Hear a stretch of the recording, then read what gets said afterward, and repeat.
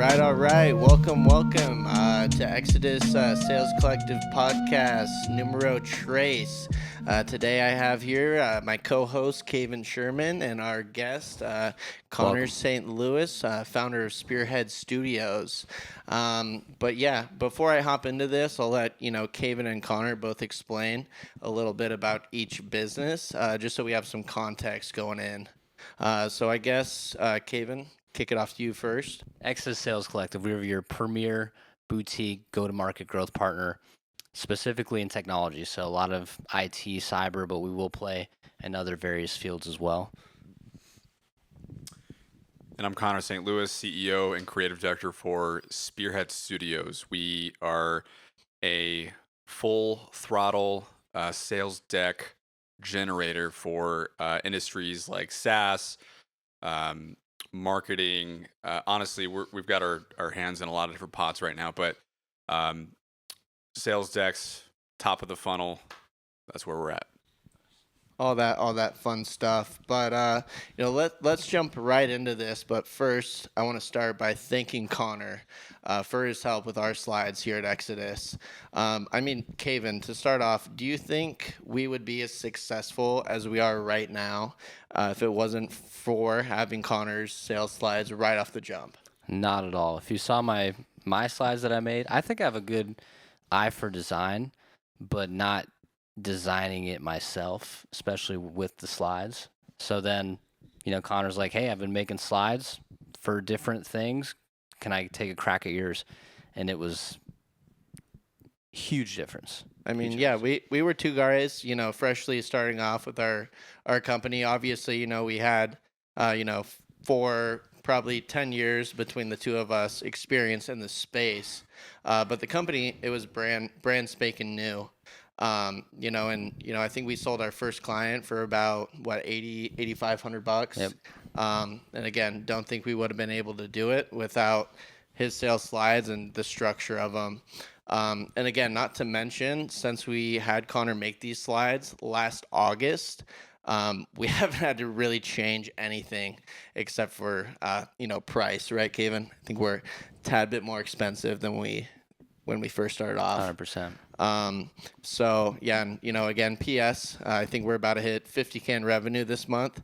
Again, all thanks to Connor. So again, I guess I'll throw the mic over to him, or Caven will, and kind of explain a little bit more about Spearhead and exactly his reason behind starting it. What's your reason? Yeah, well, I guess before I get into that, thanks so much for the kind introduction. I had a great time working with you guys, so really appreciate that. But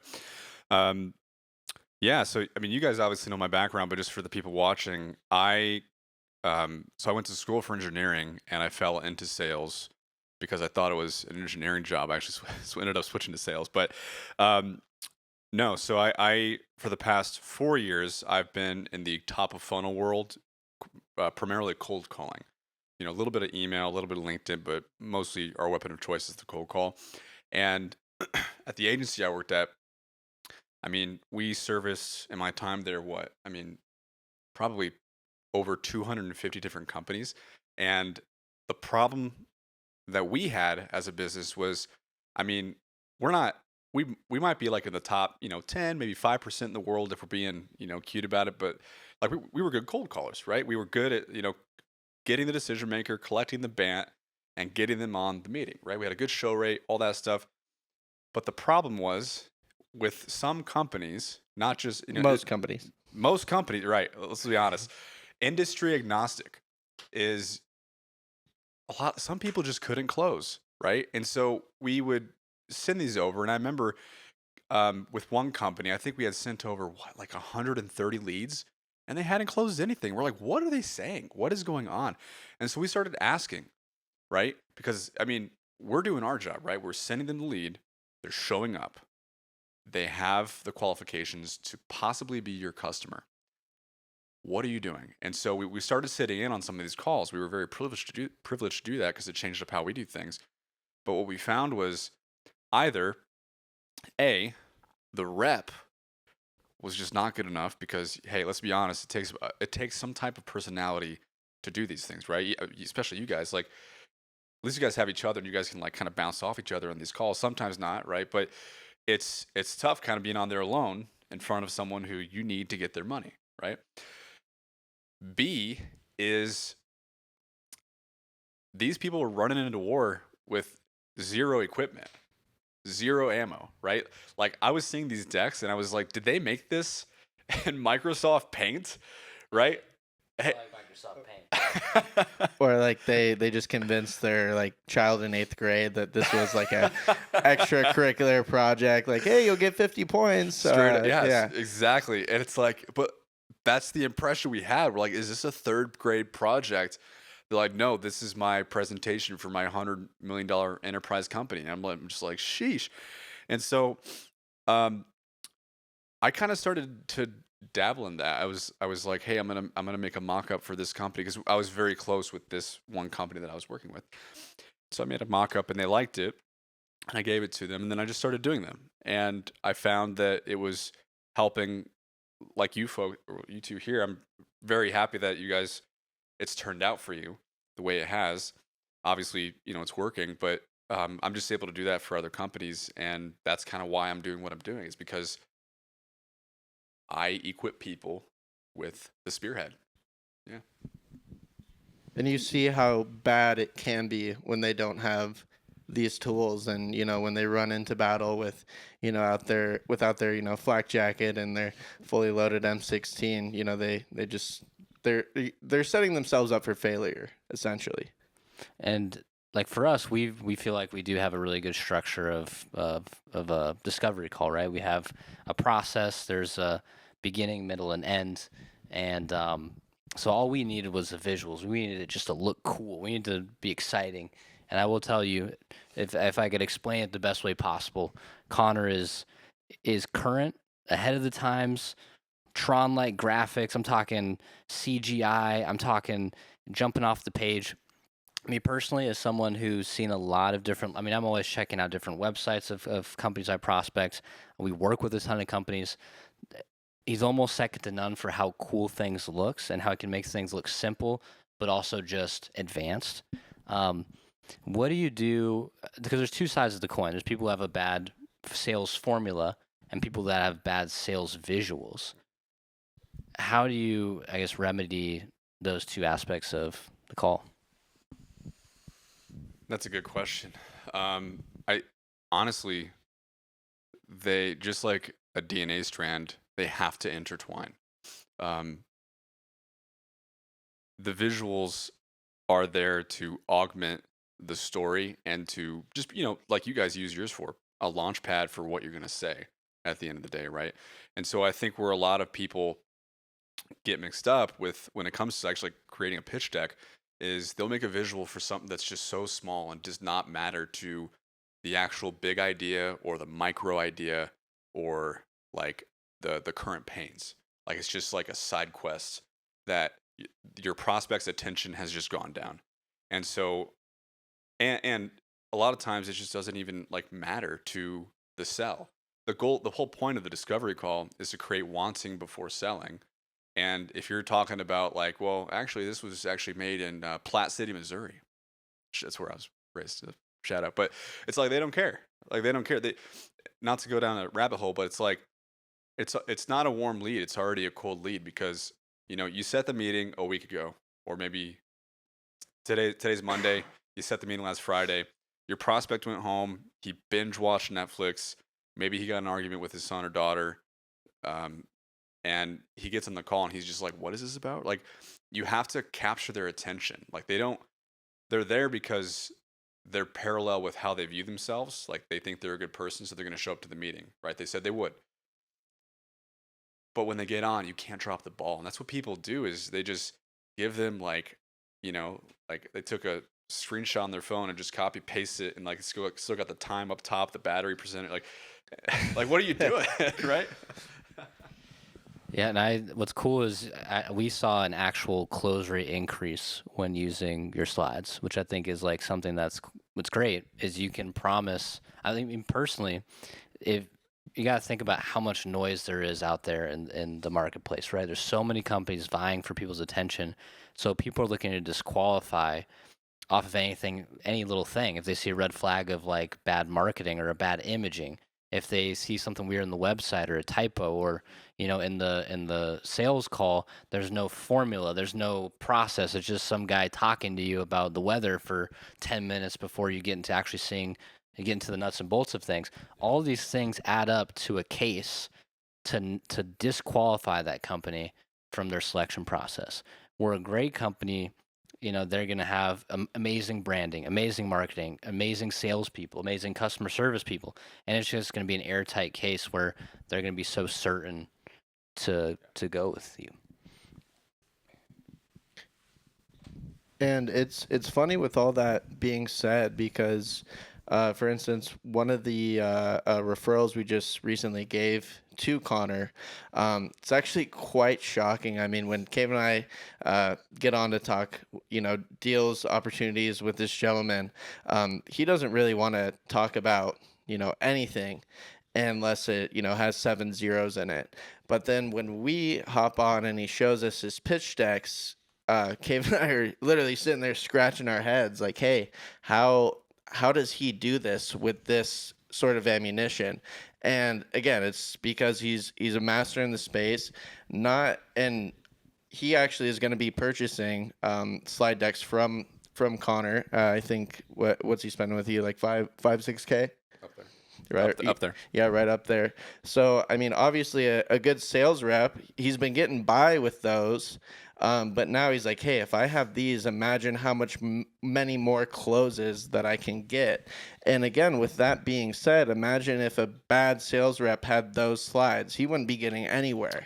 Well, and I don't mean to interrupt here, but that's actually one of the points when I was doing like a content call with them that he brought up was like, hey, like, yes, I know how my slides are, but also he has been in this space for a long time, but my reps haven't. My team has not. So when a lot of people come to me, it's not just because like they need it for them. It's because, hey, my team needs this armor in a way. It's like they can't pitch Microsoft Paint slides. Like they just can't. They need, number one, the best structure. They need the best narrative. They need the best pictures, because if they don't have that, their chances are pretty slim. It goes, your chances could be, super low, like 5% conversion rate, very, very low without something that is worthy of your prospect's time. Yeah, no, 100%. And, it's crazy that with me saying that, he's recognized that as a, vet sales rep. And I think the more, I know your company is a lot newer and, we're about to start blasting some email campaigns, but I feel like the trend that you're going to start to see a lot more is that you're going to see reps scratching their head being like, oh, wow, I've been converting with this, but if I would have had this, kind of in my arsenal, it would have been just absolutely, insane. How much money have I lost because I didn't have these? So I am excited to see kind of where Spearhead grows and as it matures. But looks like Caven just pulled something out of under his chair, This wherever. is becoming a tradition where I pull out a record to make a point. And as we can see, Italian songs featuring Louis Prima, however you say it in Italian. Let's just play pretend. I'm going to sell you an advanced 2024 speedboat trip with lessons, and then you get to go on a race with some of the other classmates. Is this going to sell you? No, this is from 1970 or 60, right? You got to be with the times. You're spot on. You're spot on. Well, that's actually like what I find a lot of people are as. They've been relying on the crutch of what the company started with, which is fine. But at the end of the day, like every company is expecting to increase their revenue every year, and you can't. What's Einstein say? It's like if you keep doing the same thing, it's the definition of insanity, right? It's like you're trying to increase your revenue. Doing the same thing over and over again and expecting the same results is the definition of insanity. Exactly. And that's what people are doing. And, sometimes a lot of reps just don't want to stand up and say these, like, I feel like they just don't know that their slides are inadequate. A lot of times it's just on the VP of sales to like take control and say, I got to change these, right? But not everyone knows. Sales is not easy. Yeah, well, and it's the same slides the VP of sales has been using for 5 years to kill it. He knows them like the back of his hand. He knows the talk track. He doesn't really need them 100% per se, but you can't scale a business just going off of how your best sales rep for the past 5 years has been. That is insanity. That's, something I'm glad you started to open up your service offering, because I think you have white papers now that you can offer folks. So even just the small marketing materials that you want to send out to a prospect that's interested or have on your website, all that has to be congruent, and that's something that Spearhead can help with. Um, but I guess like going a little, I kind of want to learn a little bit more. Let's get the viewers to learn a little more about Connor. I guess what, as far as you created this business, you saw there's a hole, you're filling this hole. I guess what's something that gets you amped up? What motivates you in life? Sure. I'll just touch on two things. Number one, I'm a believer. So, I mean, every day, God, I'm just so thankful that I get another shot to wake up and do this. But I guess more kind of tangible for the people watching is just I very badly want to make happen what I want to make happen. Like I have dreams. I know what they are. I think I know how to get them. And so I'm going after them, right? Every day. Like no matter you guys know me. I've known you guys for a while, but all you need is a vehicle, and I have tried 9 different vehicles. I'm on number 10, and it's fine. It's not finally. I've been doing this for a while now, but it's like honestly, just the momentum is a big driver, right? And I can feel when I'm losing momentum because it's like, oh, I don't really want to do this, or I kind of don't want to. But if I just keep getting small win after win after win, like it's like a flywheel, right? The engineering piece that as you put more energy into it, it'll conserve itself. That's kind of been a big help in my drive. But also just, I mean, I have people in my life that I care about a lot. I've got personal relationship goals that I want to achieve with some people, and I'm driven by all facets of my life. But you've got kicked in the face 9 times, and you've gotten back up. Would you say it's like the people you surround yourself with? Would you say it's just like the end goal? Like you feel it, you see it, you believe it, or third, or is there someone third grade teacher told you'll never do this? You're trying to prove him wrong, or just for kind of people out there who maybe have failed 9, 10, 12, maybe even more times. What's helped you kind of get back up? Gosh, I mean, it's kind of a mix of all of that. Like, A little closer. a little closer, yeah. I think in the beginning, I really, just to be honest with you guys, I really cared what people thought about me. And so in the beginning, like I was just around entrepreneurship minded people, and that kind of kicked it off with me. But then I liked it a lot, and so then I was like, no, I can actually make this a success. I can actually do this. And now I'm at the complete opposite, and we're like, I don't care about what other people think, and it's just like I kind of just want to prove it to myself. At the end of the day, it's like, no, I can do this. I can provide for myself. I can provide for a family. But You're like Naruto wanting to be the Hokage. Like that's exactly what it is. Yeah, Yeah, yeah. I can do it. Yeah. You want to be the Hokage for yourself, not I'm gonna for start walking around with one of those metal headbands. Yeah. Yeah. No, 100%, 100%. It'll be a spearhead. Huh? No. Is that Rocky quote? Like, you get up and you keep on going. You get knocked down, you keep on going. That's my Rocky impression. I got one more thing on that.